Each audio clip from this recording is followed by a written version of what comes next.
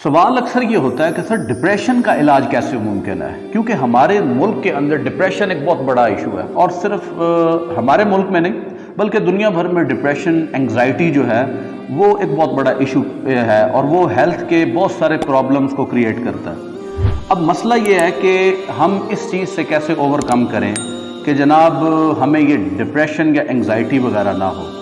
اس میں جہاں پہ جب بھی آپ کسی ڈاکٹر کے پاس جاتے ہیں تو آپ کو یہ پتہ ہے کہ جناب ڈاکٹر آپ کو کبھی وٹامن اے کی گولیاں لکھ کے دے رہا ہے، کبھی وٹامن بی کی گولیاں لکھ کے دے رہا ہے، کبھی کہہ رہا ہے یہ فلاں وٹامن لینا ہے، یہ صحت کے لیے بڑا ضروری ہے۔ لیکن آپ کی جو انٹرنل چیز ہے وہ آپ کی ایک روح بھی ہے۔ یہ تو وٹامن اے یا بی تو آپ کی باڈی کی ضرورت ہے جو کہ آپ کی باڈی کو چاہیے، لیکن ایک آپ کی انٹرنل ضرورت بھی ہے۔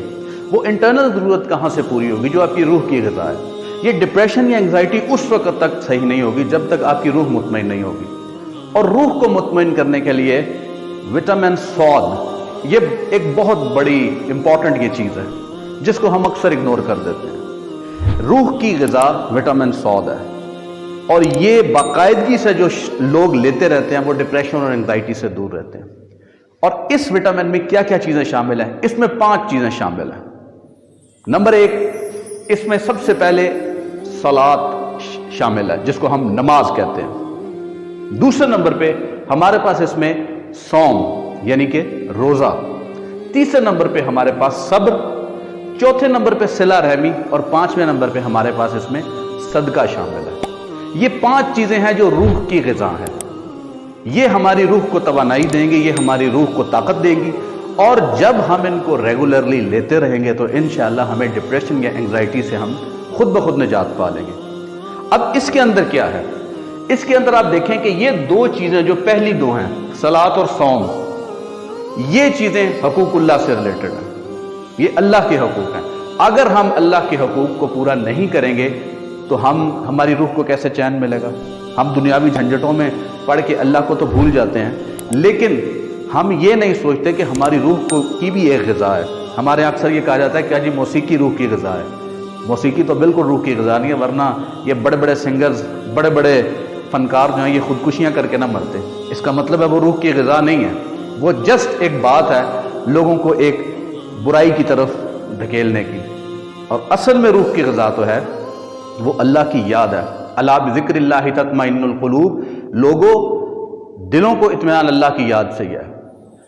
اب یہ دونوں چیزیں بڑی ضروری ہیں، یہ حقوق اللہ میں آتی ہیں۔ اس کے بعد کیا ہے؟ ہمارے پاس تیسرا جو وٹامن سود کا جو امپورٹنٹ کمپوننٹ ہے وہ ہے صبر۔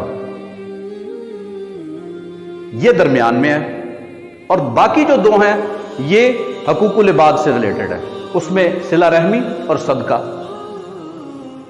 صدقہ اور صلہ رحمی لوگوں کے حقوق سے ریلیٹڈ ہے۔ آپ نے جب لوگوں کو خوشی دینی ہے، آپ نے جب لوگوں کے ساتھ ایک اچھا برتاؤ کرنا ہے تو الٹیمیٹلی بدلے میں آپ کے ساتھ بھی اچھا برتاؤ ہوگا۔ صلہ رحمی کیا ہے کہ اپنے حق سے اگر کسی کبھی چھوڑنا بھی پڑے تو تب بھی اپنا حق چھوڑ کے دوسرے کو دے دیں، کچھ حصہ زیادہ دے دیں، یہ ہے صلہ رحمی۔ مثال کے طور پہ آپ کا حصہ بنتا ہے 1 لاکھ روپیہ، اور دوسرے کا بھی 1 لاکھ بنتا ہے۔ آپ کو لگتا ہے کہ آپ کے بھائی کو زیادہ ضرورت ہے تو آپ اپنا 90,000 کر لیں، اس کو 1,10,000 روپیہ دے دیں، یہ ہے صلہ رحمی۔ صلہ رحمی احسان کے بدلے احسان نہیں ہے کہ کسی نے میرے ساتھ نیکی کی اور میں بھی اس کے بدلے نیکی کر رہا ہوں، بلکہ یہ ہے کہ یہ نیکی سے ایک درجہ آگے ہے کہ ہمیں ایک درجہ آگے بڑھ کے کسی دوسرے کی مدد کرنی ہے۔ اور پھر صدقہ جو ہے یہ تو ویسے ہی لوگوں کا حق ہے، اس کو آپ یہ اللہ کی طرف سے جو آپ کو مال عطا کیا گیا ہے اس کے اندر آپ نے لوگوں کا حق ادا کرنا ہے۔ یہ 2 چیزیں حقوق العباد اور حقوق اللہ۔ آخری چیز اس میں صبر، جو کہ دونوں چیزوں کو کور کرتی ہے۔ وہ کیسے کرتی ہے؟ کچھ چیزیں شریعت نے حرام اور حلال کی کیٹیگری میں رکھی ہیں، ان کو نہ اپنانا۔ مثال کے طور پہ ایک شخص اگر اللہ کی بتائی ہوئی حرام چیز یعنی کہ شراب کو نہیں پیتا تو وہ کیا کر رہا ہے؟ صبر کر رہا ہے۔ ایک شخص اللہ جس چیز سے روکا ہے قرآن میں، زنا کی طرف وہ نہیں جاتا تو وہ کیا کر رہا ہے؟ وہ بھی صبر کر رہا ہے۔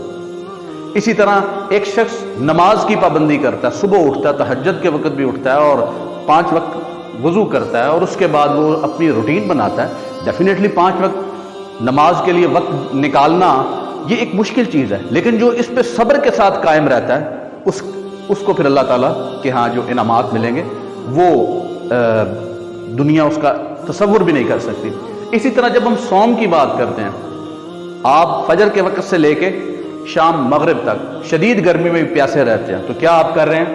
صبر کر رہے ہیں۔ اور پھر اسی طرح صلہ رحمی میں بھی جب آپ کسی دوسرے کو نواز رہے ہیں اپنے حق سے زیادہ، آپ اپنا حق تھوڑا سا چھوڑ رہے ہیں اور پھر اس کو زیادہ دے رہے ہیں اپنے مسلمان بھائی کو، تو آپ یہاں پہ بھی صبر کر رہے ہیں کہ چلو مجھے تھوڑا مل جائے، میں جنت کی نعمت پہ اکتفا کر لیتا ہوں۔ اس کے بعد صدقہ، یہ بھی ایک بہت بڑا صبر ہے کہ اپنے مال سے جو آپ نے کمایا ہے، جو آپ کو لگتا ہے کہ میری محنت ہے، اس کے اندر سے اللہ تعالیٰ کہتا ہے یہ ٹھیک ہے تمہاری محنت تو ہے لیکن یہ تمہارے رب نے تمہیں دیا ہے، اب اس میں سے کیا کرنا ہے؟ اسی پیسے میں سے نکال کے کچھ جو پیسے ہیں وہ میرے ایسے بندے کو دیو جس کو میں نے نہیں دیا، اس کو میں نے اس آزمائش میں ڈالا ہے۔ تو یہ صبر جو ہے یہ ان دونوں کو کرتا ہے، ٹھیک ہے۔ یہ 5 چیزیں اگر آپ اپنی زندگی میں شامل کر لیں، یہ وٹامن سعود کی یہ 5 چیزیں، تو پھر انشاءاللہ آپ کی زندگی میں ڈپریشن نہیں ہوگا، یہ آپ کی روح کو تقویت دے گی، اور ایک دفعہ روح کو تقویت مل گئی تو پھر آپ کے لیے زندگی میں ڈپریشنز کا خاتمہ ہو جائے گا، پھر آپ زندگی میں اپنے حالات پہ، اپنے دکھوں پہ زیادہ واویلا نہیں کریں گے، پھر آپ عقل مطمئن ہوگی کہ مجھے اللہ تعالیٰ نے اس زندگی میں ایک امتحان کے لیے بھیجا ہے، اور ایک خاص وقت تک میں نے اس کمرہ امتحان میں بیٹھنا ہے، اور اس کے بعد میں نے اس جہان میں اللہ کے بتائے ہوئے طریقوں کا عمل کرنا ہے، صبر کرنا ہے، اور پھر میں نے آگے چلے جانا ہے۔ تو بنیادی طور پہ اس چیز کو اگر ہم ریگولرلی وٹامن سعود کو بھی اپنی زندگی کا حصہ بنائیں تو یہ ہماری روح پہ ایفیکٹ کرے گا، اور پھر ہمیں جو ڈپریشن ہے، ہماری جو اینگزائٹی ہے وہ